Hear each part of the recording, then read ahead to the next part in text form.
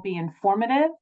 There will be a survey at the end of this presentation that we will put a link into the chat for you all to provide us feedback on how this was beneficial and what we can do more to best help support and serve you.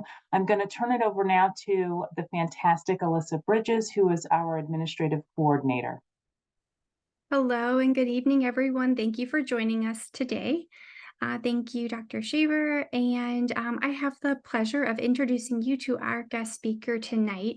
Mr. Jason Perrier is the director of College Place, and he works directly with our school counselors and our college and career counselors across our high schools to offer these professional development opportunities and to also collaborate on specific cases and bring awareness about financial aid, scholarship searching, and that post-high school planning process and access to college. So we invite you today to join us as we do a walkthrough of the new FAFSA, which will be released it's anticipated in December. And if you have questions, you are welcome to put them in the chat. We do recommend that if you have any personal case-specific questions that you consult with your school counselor and college and career counselor. We will put in the chat the link to our list of college and career counselors. There is one at every high school, so you know who to reach out to after this event, as well as any questions that might come up about the demo. We will be responding to you today. So thank you, Jason, for joining us. Awesome. Thank you, Alyssa. And thank you all to all the families that are here with us this evening for this walkthrough. What I can say is that the FAFSA in and of itself is finalized for the most part in terms of the questions that we'll see as we're entering in information to the form in the prototype this evening. But there are some things that are still being tweaked. So if you see some minor differences between the presentation this evening and our walkthrough of the prototype and the FAFSA form itself when it launches sometime in December, just keep that in mind. I'm not promising 100% accuracy between the prototype and what you'll see once the FAFSA itself is launched. But for the most part, it should be very generally the same. And each student, because family circumstances and dynamics are different, may see a few differences as they go through the process, and I'll try to point out where some of those differences may pop up.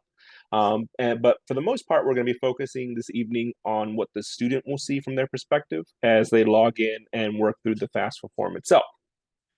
So to begin, I'm going to share my screen and talk about first where you can start in the process. And when it comes to the FAFSA, one of the things that students can do to prepare themselves is to sign up for their FSA ID.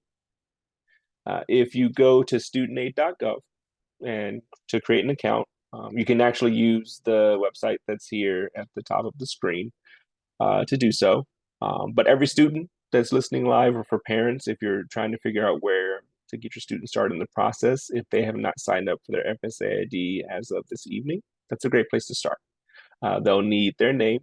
They'll need to see their social security card because they'll be entering in information exactly as it appears on the social security card. That's one of the pieces of verification that goes into this process in terms of the data check. And so they'll enter their social security number, their birth date, and a few other identifiers, possibly email and or phone number, depending on their situation and circumstances. And they'll sign up for their FSA ID. It takes 1 to 3 days for the FSA ID to move from pending to verified as the data check happens on the back end. So it's not automatic for those parents in attendance this evening that have older children that have gone through the financial aid process before. You may have your own FSA ID. One, don't create another one. If you, as a parent or guardian, have an FSA ID that you've used as recently as last year with a son or daughter that's in college, you'll continue using that FSA ID for every kid that you have in college every year that someone in your household is applying for financial aid.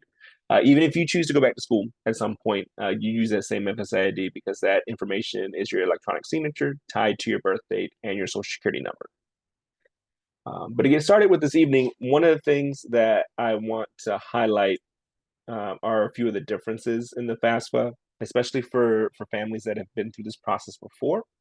Um, One of the things that I want to emphasize is how different the form is for 24-25 than in previous years in a few major ways. So one, the FAFSA is delayed. It's not going to launch until sometime in December. But everyone will need an FSA ID to access the form. Previously, you could start a FAFSA form with your FSA ID still pending, or the same night that you sign up for your FSA ID.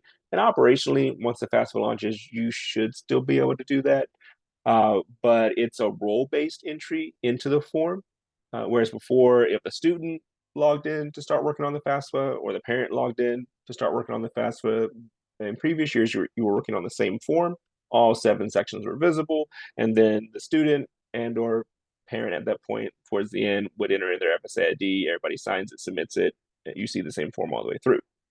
With the new form, there are roles that will delineate the views between the student, a contributor, which is what used to be called the financial aid parent. Well, technically, everybody is a contributor in terms of the new FAFSA form itself. But for parents, instead of being financial aid parents, you'll be the contributor to the financial aid form, to the FAFSA. And then if you're using a third-party preparer to help you through this process, technically, they have a role that they identify themselves as well. Everybody will be invited to provide consent to allow for information to be transmitted directly from the IRS into the FAFSA form. That's the student and each parent/contributor in this process. I do want to provide a word of caution, and we'll see this in the demo itself. But for anybody that declines to provide consent, long story short, the student will not be considered for federal student aid. That's grants, federal work study, and student loans. So I'll mention that a few more times as I go through my presentation this evening, but it is a huge change in the FAFSA, because if the FAFSA is directing you as you're filling out this form to use the direct data transfer from the IRS into your FAFSA form, and you decline to provide a consent to do that, you can technically do that and manually enter in information, but the student will not be considered for federal aid. And that's something that I want to make sure every student and family understands as they go through this process. That includes grants, work study, and federal student loans, all 3. And that's a huge change from previous years. The only distinction that I'll make there is that if the FAFSA, through the questions that the student and or contributor is answering, directs you to manually input information, only then can you submit the form and the student will be still considered for federal aid. So we'll be using Raya as our applicant this evening. So whenever anybody logs into the FAFSA, you'll use your FSA ID. You can use your email or your phone number and then your password to log in. New for this year, well, this is what the site should look like. Again, there's no guarantees that this will be exactly the same, but very generally, these are the important things you'll want to look for in this process. You'll want to look for the 24-25 FAFSA form and click Start this form. If it's the first time going in, if you've previously been in, you'll want to click on Continuing in the existing form. We're going in as Raya, so the student, and selecting to continue. And then you'll get some educational materials to go through, which is a difference in this year's FAFSA as opposed to prior year's FAFSA. I'm not going to go through the videos and or read everything line by line, but I will encourage you, once the FAFSA goes live, play the videos, go through the information, make sure you're understanding everything that's going into this process. One, because I want to push through the student section of the form this evening, but 2, I mentioned it because it's going to extend the amount of time you need to complete this form. In previous years, when I was working with students and families through the process of applying for financial aid and completing the FAFSA, I would say that if you had your tax documentation, you knew some very specific details about the family and household and student information, you could get through the form in 30 minutes. My new timeline is anywhere from an hour to an hour and 30 minutes, depending on how fast you get through the videos, how fast you read through materials, if you have any questions along the way. One of the things that federal student aid is being very careful about is making sure that every contributor to the FAFSA form understands their role, the information they can see and input, and how that will impact the student's ability to be considered for and receive federal financial aid.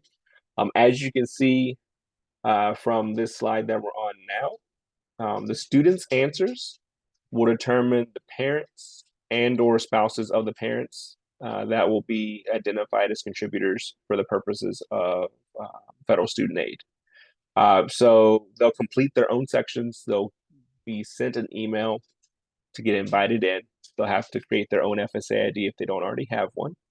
And they'll use that information to log in to their section of the FAFSA. In terms of this drop down, I'll show what you may need. So you'll need the tax returns. So for the 24-25 FAFSA, you'll be using the 2022 tax forms that you filed. If you're receiving child support, you'll need those records. You'll need the current balance of cash, savings, and checking accounts. And then the net worth of investments, business, and farms, which is a little different than the information that was asked for in previous years. There. Like I mentioned, every contributor must provide consent and approval for the student to be eligible for federal student aid. Again, I'll mention this a few more times, but without consent and approval, the student will not be eligible to receive federal aid unless the FAFSA directs you to manually input information instead of doing the direct transfer of information from the IRS. That's the only exception to this rule. And like I mentioned, it's an hour. Give yourself an hour to an hour and a half to work through this form once it goes live. I know it's a little bit longer, especially for parents and students that have been through this process before. On the next page, you'll see what happens after submission. In previous years, you used to get information basically the same day that you completed the FAFSA. You'll still get some preliminary stuff, but the form itself will take 1 to 3 days to be processed. You'll receive a FAFSA submission summary that will include the student aid index. So in previous years, you would have seen the expected family contribution, or EFC. There's a new formula that's being used to determine the student aid index, and that will determine the student's eligibility for federal aid. Again, that's grants, work study, and student loans. Schools will use the SAI on their own end to determine what institutional aid a student will be eligible for. And then most schools, just keep in mind, will only send a financial aid award letter once the student has been admitted, not once you've applied for admission. Typically, this will happen as early as maybe mid-February, but typically mostly in March. So March of 2024 for seniors and families in attendance this evening. So this is what the student will see when they log in after they've gone through that first video talking about the FAFSA and new changes. They'll need to make sure they're checking information as they go in, because they'll pull this information from the FSA ID that's used. So if the information has changed since they signed up for the FSA ID, which I hope it wouldn't between, say, for example, this evening and when the FAFSA is being filled out in a month, but just in case any of this information has changed, you'll go into account settings to change that information so it's pulled in correctly into your FAFSA. So just go through, make sure you're checking that this information is correct, especially social security number, date of birth. If there are errors in terms of what happened when the student signed up for their FSA ID, you'll need to go through federal student aid and probably have to call somebody on the phone, or at least go through the chat feature online to get that fixed. But just make sure all this information is correct as you go through. And then gotta go back to my instructions real quick, because there are some things I will be entering as students or as we're going through this form, and some things that will be preloaded. So give me one moment.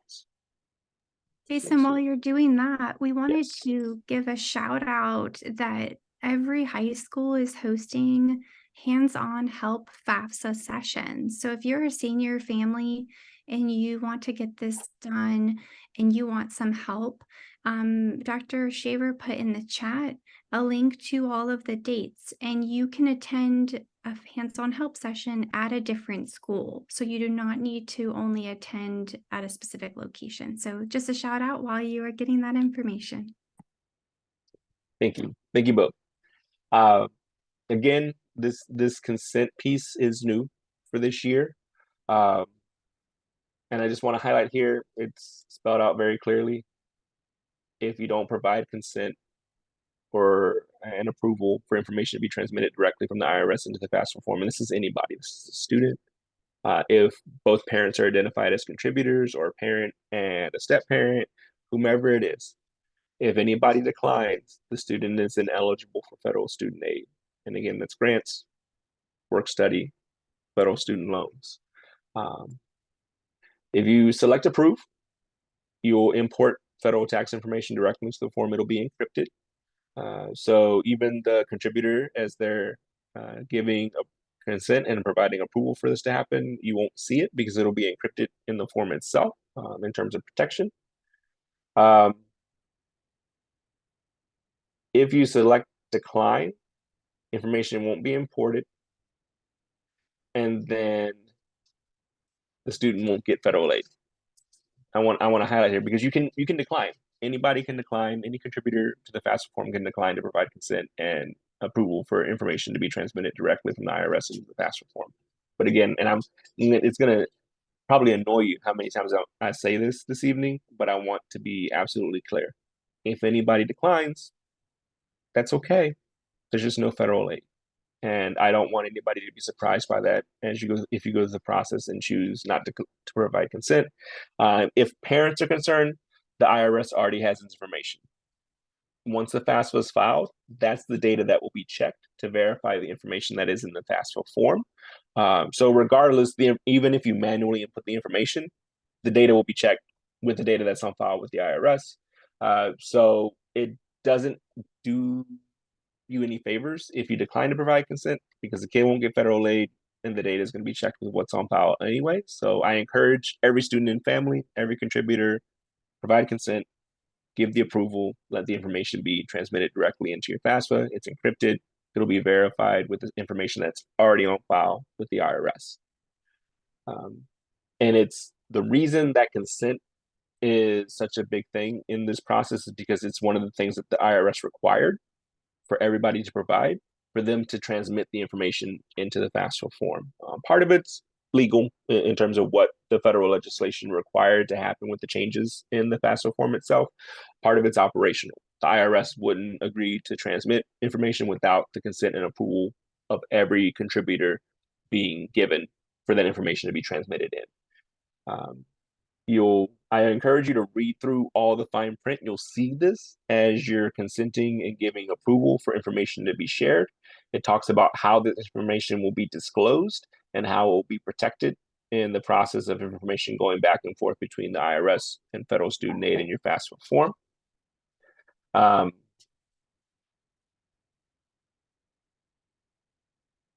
There's a lot of information here, but one of the things I want to recommend students understand is that in previous years, and typically this is the case, federal student aid wants the student and each parent contributor to be completing their own portion of the FAFSA form.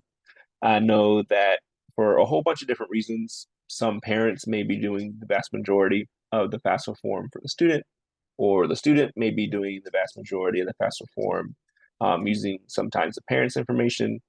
Legally, structurally, federal student aid, the IRS don't want you doing that. They want each contributor that's being identified to be entering in their own information and for you to be keeping your FSA ID secure to yourself as the individual contributor for this form. I'll click through some of these FAQs just to, again, highlight the importance of providing consent and approval for this process. It saves time in terms of the form being completed. It'll eliminate the need for verification if you provide consent and approval. And last but not least, again, the student will receive consideration for federal student aid if everybody gives this consent and approval for this federal tax information to be transmitted directly into the IRS where it's available and where taxes have been filed. This is a key difference for those families who are married filing separately. In previous years, only one parent may have been identified as a financial aid parent. Moving forward, for parents that are married filing separately, both parents will need to be we need to get their own individual FSA ID, and they'll have their own contributor portal to enter in their very specific information to contribute to the FAFSA. So both parents may be needed.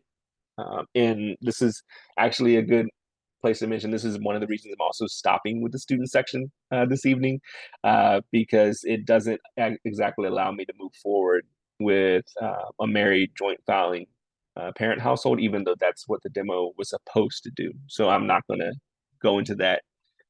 This is where I want to highlight, though, that different family circumstances could determine who or how many people need to be involved in this process, whereas previous years it may have just been one parent. Because it's not about who the student has physically lived with in the 12 months prior to the time they're filling out the form. It's who has provided 51% or more of this financial support in the 12 months prior to the point that the student is filling out the form.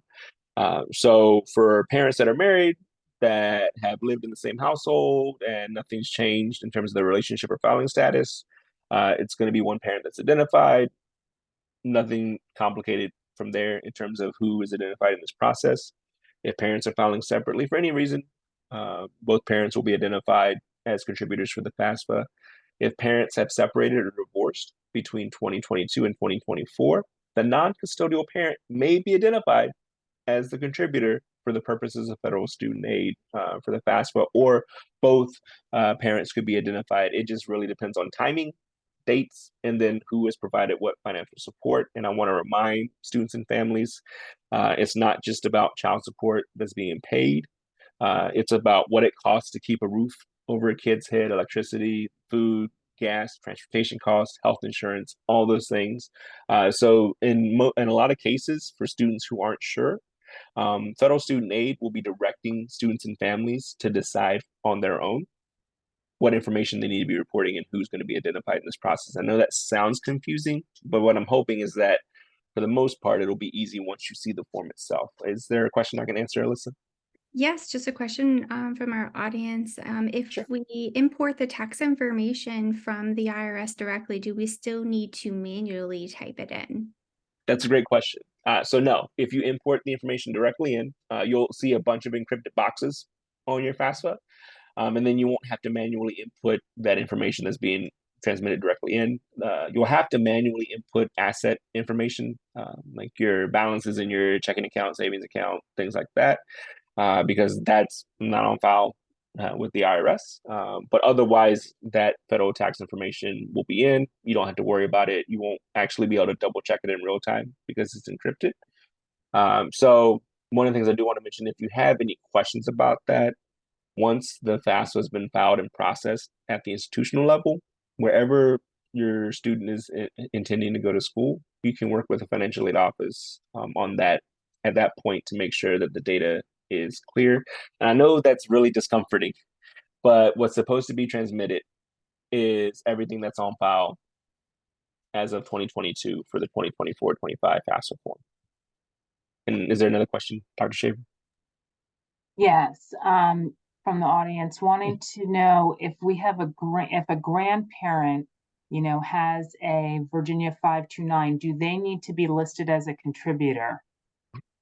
That's a good question, and this is a great opportunity for me to share with the audience that I'm not an accountant, I'm not a CPA. So my advice is very general in nature and is not to be taken as though I am any type of accountant or financial representative. So first thing I will say is talk to your accountant, talk to whoever you work with filing taxes. But generally, if a grandparent has a 529 that they've been investing in for the student, they won't be identified as a contributor for the purposes of aid. Down the road, once distributions are made, you'll be reporting on some things, but it's not the same level as if a parent has a 529 in the student's name. The parent will be identified and they'll be listing information very directly from that 529 as a part of the financial aid process, whereas the grandparent would not be identified and listing in information. That's a great question. So I'm just clicking through some of these FAQs. In previous years with the IRS data retrieval tool, you were popped out to a different website to provide this information to have it imported directly in. This happens in the FAFSA itself in terms of the data retrieval. And again, you can decline to provide consent but the student won't be considered for federal aid. So I encourage every student and family, read the fine print. At the end of the day, it is ultimately your decision. But just keep in mind, if anybody declines to provide consent and approval, the student won't be considered for federal student aid. So for the purposes of this evening, I'm going to click approve, providing consent and approval. So the next slide, it'll say, depending on how the student has answered questions in this process, any student that has been in the foster care system may be seeing some different questions, not necessarily at this point, but as we go through the form, some questions will be grayed out, or sections may be grayed out, or contributors may be grayed out. But I also want to mention that if a student is living with a grandparent, if the biological parents are incarcerated, or unfortunately, if biological parents are deceased, and the grandparents have not adopted the student, they just have physical custody of the child, they won't be contributors for the purposes of FAFSA. The student in that very specific scenario would be independent for purposes of federal student aid, and they won't have any contributors other than themselves for their form. The same thing for someone that's in the foster care system after the age of 13. Once the student goes into the special and unusual circumstances in this form, as they answer questions, that will determine who needs to report whom beyond that point. But I wanted to mention that because I know different families have different circumstances in terms of who's living with whom.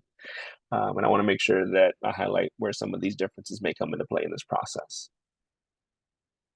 And this is where some of these questions will start. So under special unusual circumstances or personal circumstances in this process, for the purposes of this form, we're going to go with the student is single, never married. And I also want to caution, if parents are starting this process for their children, you want to make sure that you're paying attention to who is being asked about what in this form, because I have seen parents answer questions thinking about themselves instead of their kid, and vice versa, depending on which information is being used to log in. But this is another space for me to say, students, use your FSA IDs to log in and complete your sections of the FAFSA.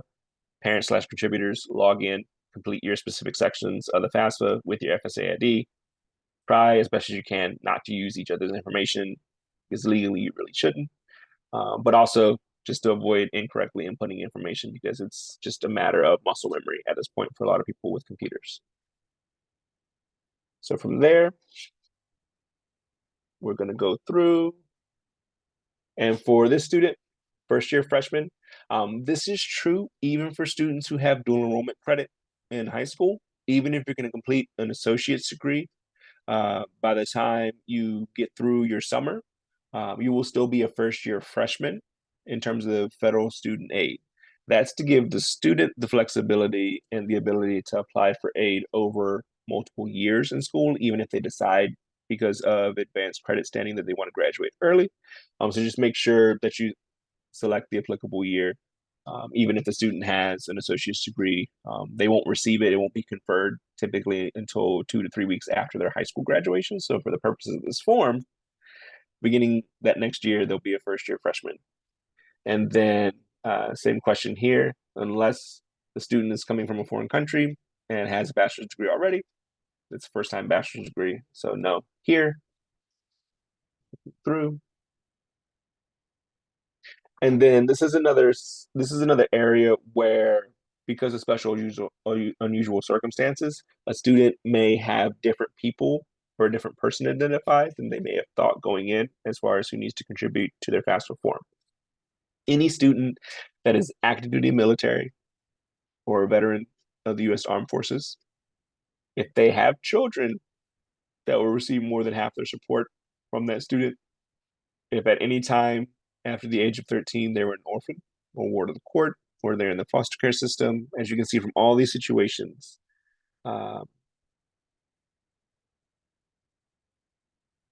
they may be independent for purposes of federal student aid. If somebody is a veteran, if they're married, if their biological and or adopted parents are both deceased and nobody else has adopted them, or no one has adopted them, they will be independent. But for this student, none of these situations apply. For the vast majority of students and families that I'm working with, none of these situations are applicable to them. So for the most part, that's the selection that students will make as they go through this form, although it's not the same for everyone. You'll get some other circumstances. So this is really meant, and this is where I want to emphasize, because of the economy, because of the market, because of job loss. Sometimes students and families don't consider themselves at risk of homelessness or consider that they've been homeless at any point. There's a McKinney-Vento liaison within the school district that you could work with if you found yourself in a situation where you've been couch surfing and your housing has been inconsistent and or uncertain or not guaranteed for an extended period of time. If you're in that situation, talk to your McKinney-Vento liaison.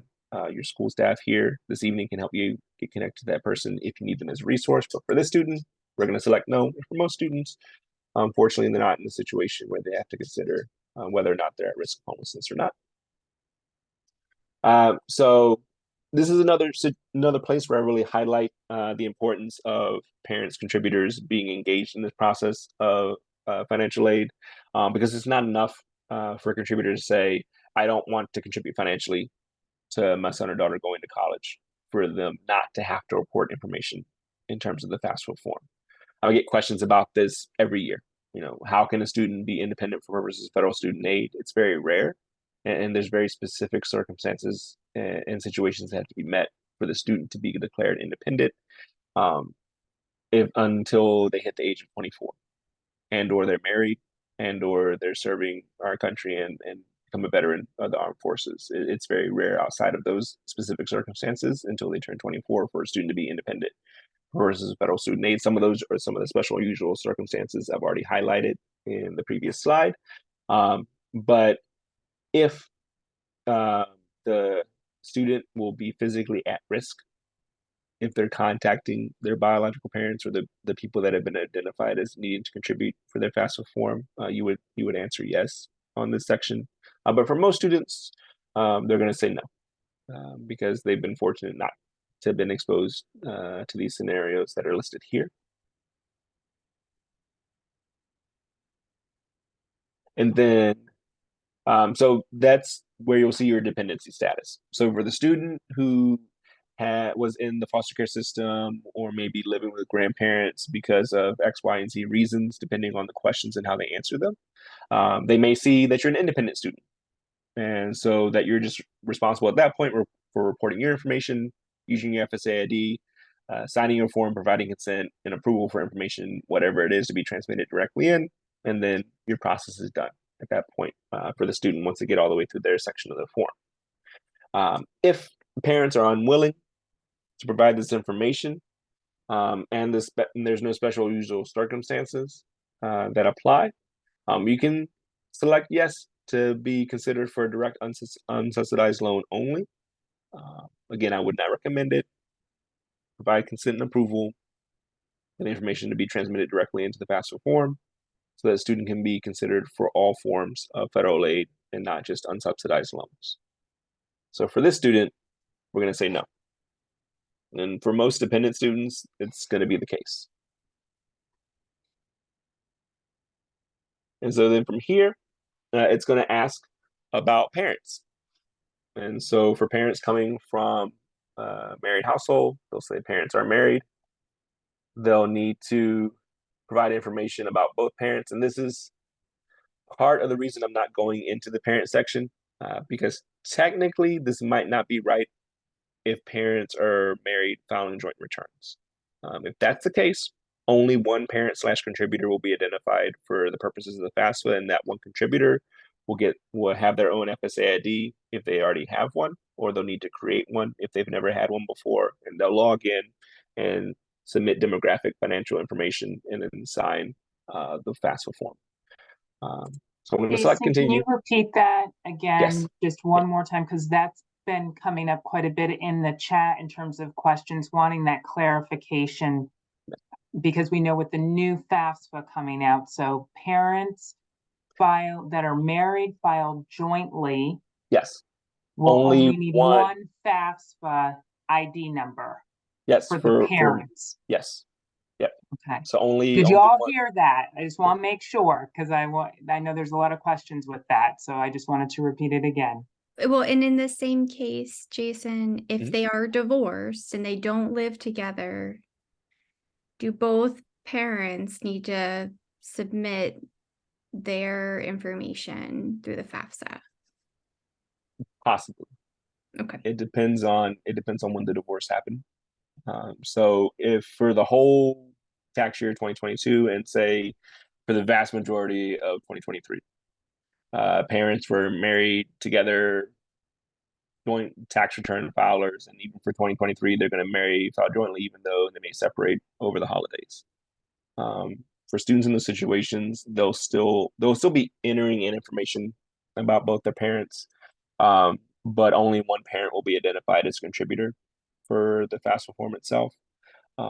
Say if parents may be separated over the winter of 2022 going into 2023 and have since divorced, and the divorce was final in 2023. So by the time the student's filling out the FAFSA form, the parents have been separated, living apart, divorced for a few months at least. That could change, even though they filed a married joint filed return in 2022. Because of changes in the household circumstances. Both parents may be identified as contributors. Uh, if the non-custodial parent made the most income in 2022 and the families have since separated, divorced, they may be identified as the sole contributor from the parental viewpoint of needing to add into the form, and that might not be the parent the student is living with. So that's one difference. I still honestly, I've seen some very let's call it very generous child support payments that have been made from a non-custodial parent to a parent that is housing the student. But in most circumstances, the parent that is physically housing the student, providing the roof over their head, electricity, water, food on a daily basis, transportation to and from activities in schools and things like that. Um, Financially, they're providing 51% or more of the support. You may just have to crunch the numbers to verify that, but for the most cases, that tends to be the case. Although it's not going to be an exact science and 100% correct, because there are some non-custodial parents who are providing more than 51% of the support. I think about this especially where the parent that the child or children may be living with, maybe they're working part-time to help get the kids to and from school, daycare, and then back home. In those situations, the non-custodial parent may be contributing a whole lot more in terms of support at that point. But it's whoever's providing 51% or more of the financial support, literally from the day that the student is sitting down to fill out the FAFSA to 12 months before. So that's part of it too. There's no exact answer to this question. It all depends on literally, what is today, November 7th? Okay, from November 7th, 2023 to November 7th of 2022, who's been providing the most support financially at this point. And, if the student is waiting until December, if it's January, that 12-month calendar moves along with that process. So it's literally the day that the student is filling out the form. Is this information true? So you'll be entering in information here for both parents for this section. My instructions aren't telling me.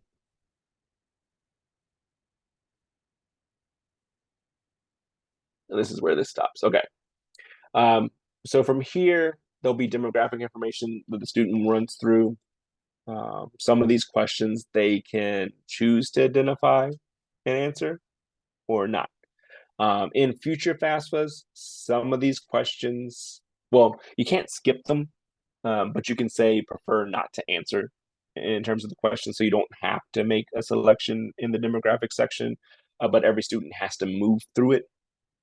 For the purposes of federal student aid, students will be asked about their citizenship status, and it's only the student status that matters for the purposes of being eligible for federal student aid. So if the student is a U.S. citizen, permanent resident, or other eligible non-citizens, so say the family was paroled into the U.S. or they were granted asylum, and they've had an adjustment of status since that time.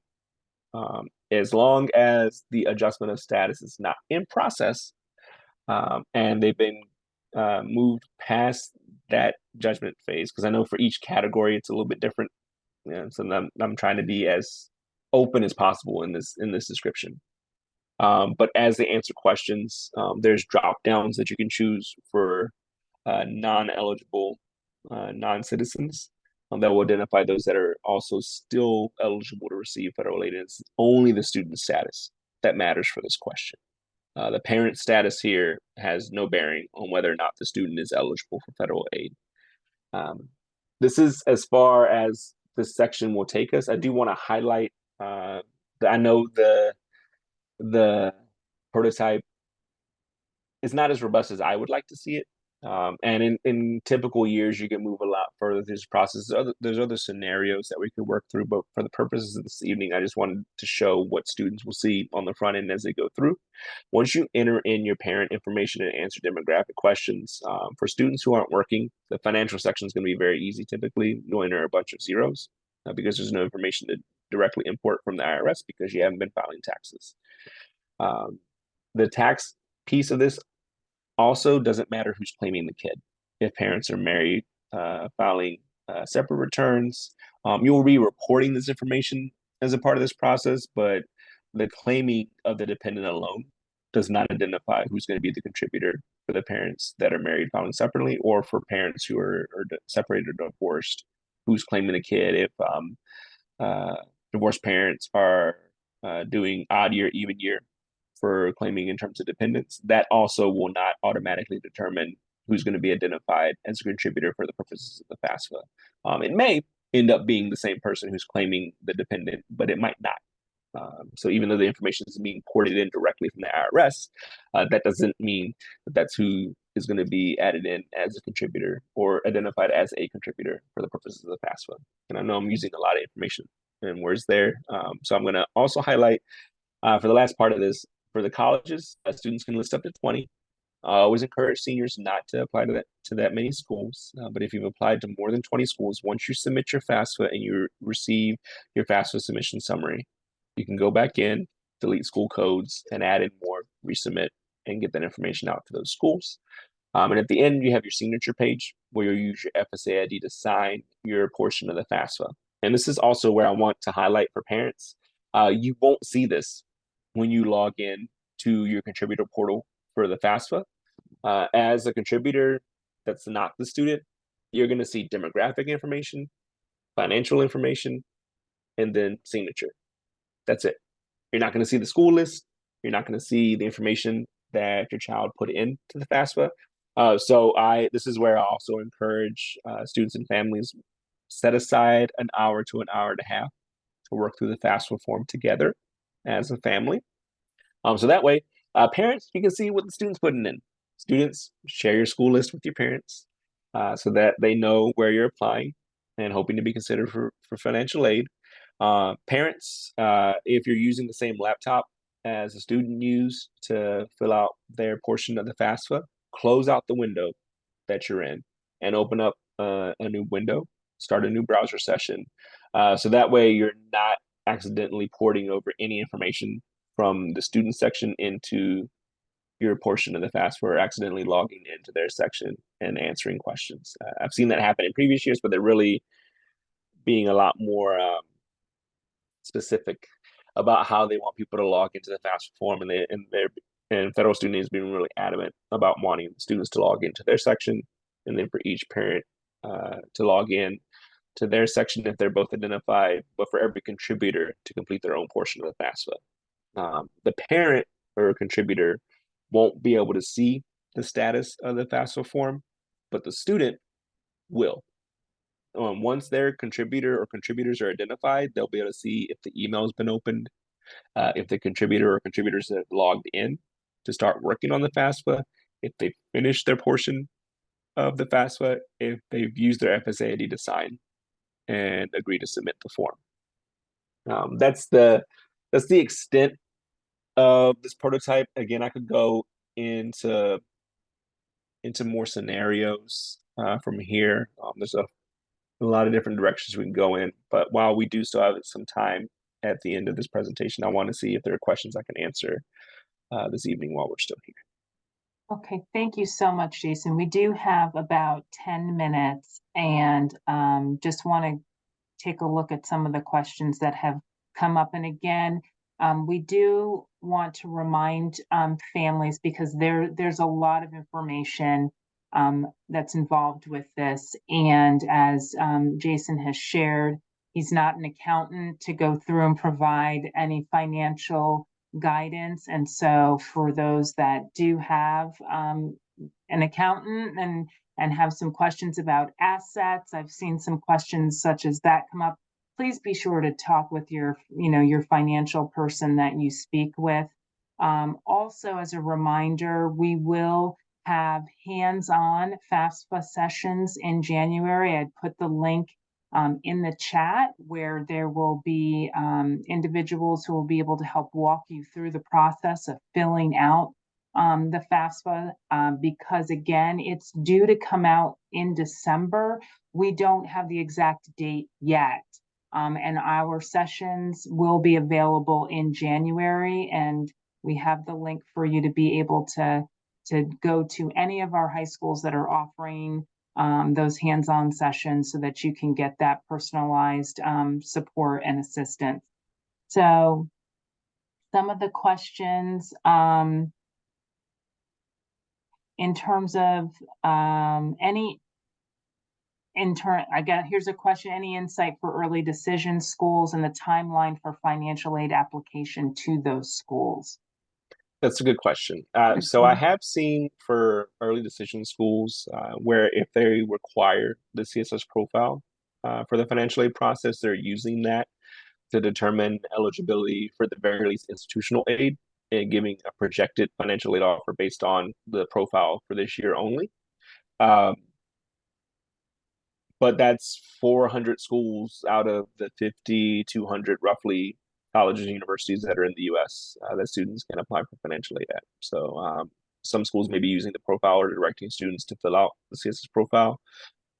Word of caution there, that if a school is not requiring it, generally there's a cost attached to the profile. It's $25 for the first submission, $16 for each additional one. It's a product of the College Board, so it's not a form that's available through federal student aid. And generally, it asks a whole lot more questions than the FAFSA does. The income and asset questions that the CSS profile asks are much more in depth, and non-custodial parents are absolutely included in the CSS profile where they may not be in the FAFSA. It's a great question, but that's for early decision schools. They're using the profile. They'll be giving estimates based on that. For schools that are not requiring the profile, unfortunately, you'll have to wait. It's colleges haven't really come up with a good answer to that. And those that are only relying on the FAFSA to consider students for not only federal and state aid, but also institutional aid, they're waiting until the FAFSA has been submitted, and they'll process accordingly. So for early decision, early action, I imagine most schools are going to be operating on a 30 to 45-day window. So once the form goes live and it's submitted, and the financial aid administrators on the institutional side can draw down on that information into their systems to package students, they'll start on that process and get information out. But I honestly don't see that coming before February 1st at the rate that, in terms of when the form's going to be available, when students and families can fill those forms out, get information submitted, when schools can download it and then process that information. All those steps take time, and I just don't see it. Maybe schools will surprise me and they'll be able to get stuff out in January, but I think February 1st is a safe bet to know that that's the earliest that a school that a student that has an early decision admission offer at that point, or early action admission offer, may see some financial aid information at that point. Thank you. And if I could just jump in there too, something that Jason is also talking about is every school will provide your family with an award letter. And that is the information that you want to wait to receive, and that will not come out till the springtime. That is when you can lay down on the kitchen table all of the offers and what the bottom line will be. And so students are very eager to lock in a decision, maybe sometimes before receiving these award letters. But as the adults in students' lives, just being mindful that if you do want to have that award letter to have a family discussion, being sure you're receiving those award letters and looking at them as a family, so that there can be that very honest and open conversation about what this looks like to pay off each year, whether it's through loans or other means. I'm getting some direct questions, and I'll answer some of them. But for some of them, I'll also direct people to talk to your accountant or whoever prepares your taxes for you each year.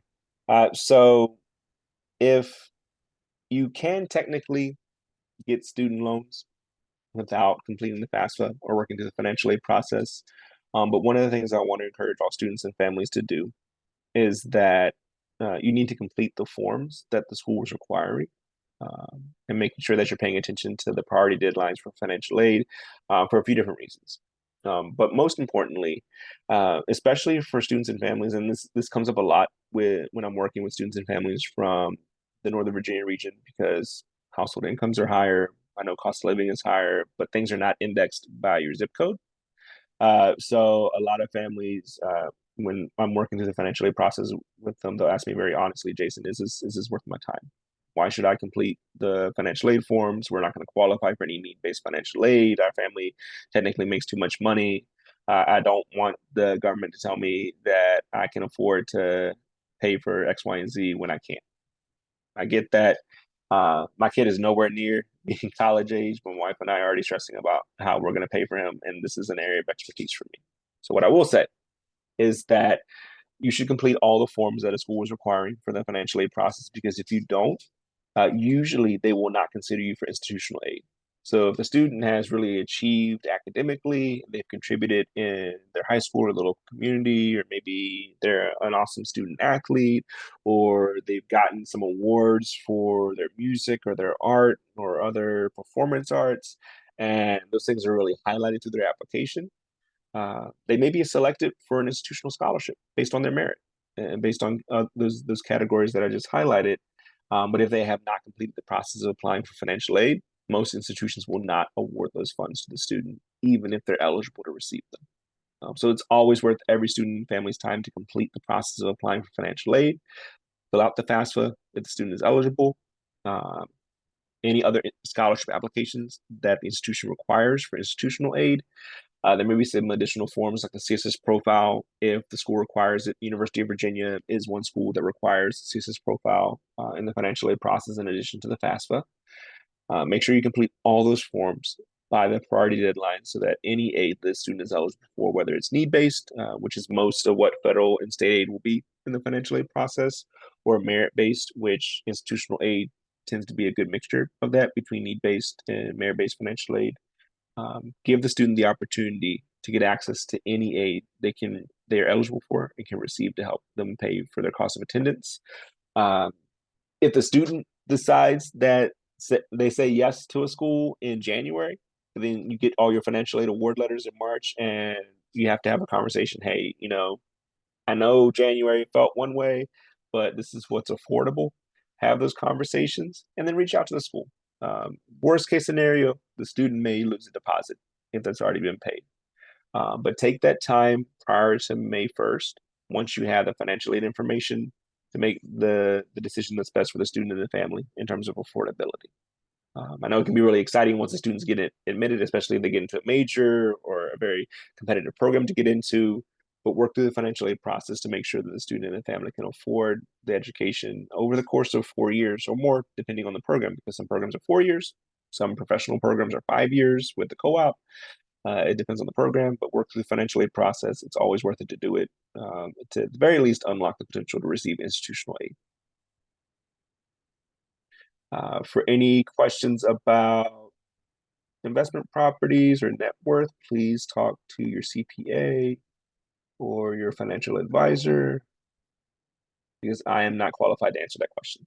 I can give you my perspective, but I won't do that here.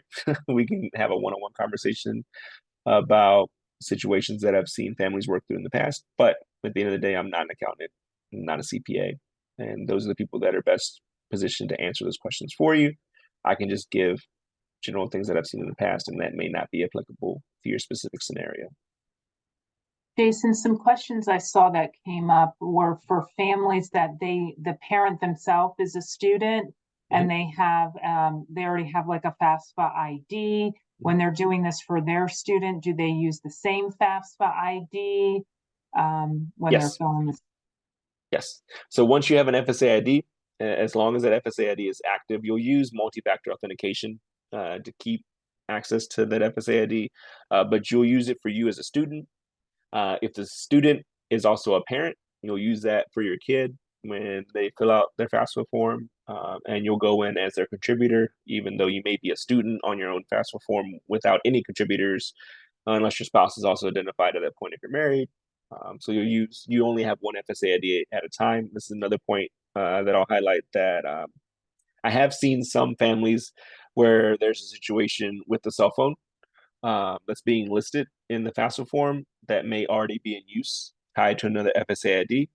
The good thing about the 2425 FAFSA is there essentially is going to be a reset. Everybody's going to have to use multi-factor or two-factor authentication now to get access to the FSA ID and to the FAFSA form itself. So once you work through that process of multi-factor authentication, it should free up that cell phone to be used, even though it's saying that the cell phone's already in use.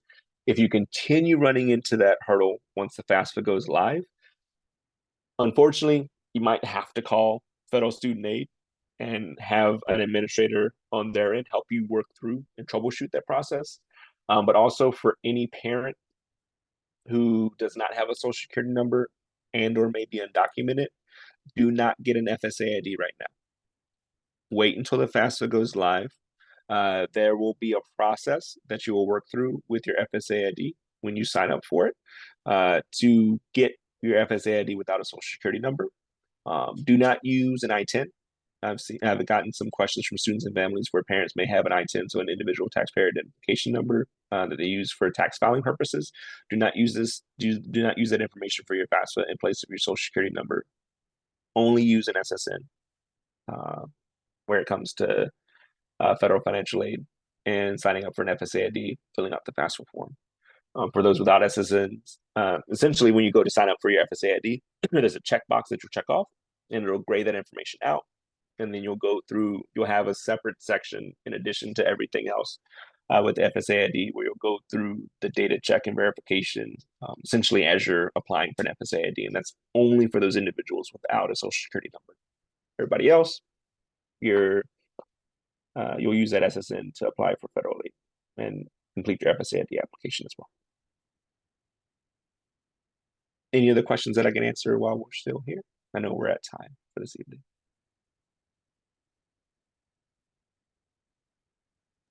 We are at time, and again, want to thank you so much for your time, Jason, to help provide this very, important information. And again, families, I know that there may be some additional questions or personal questions.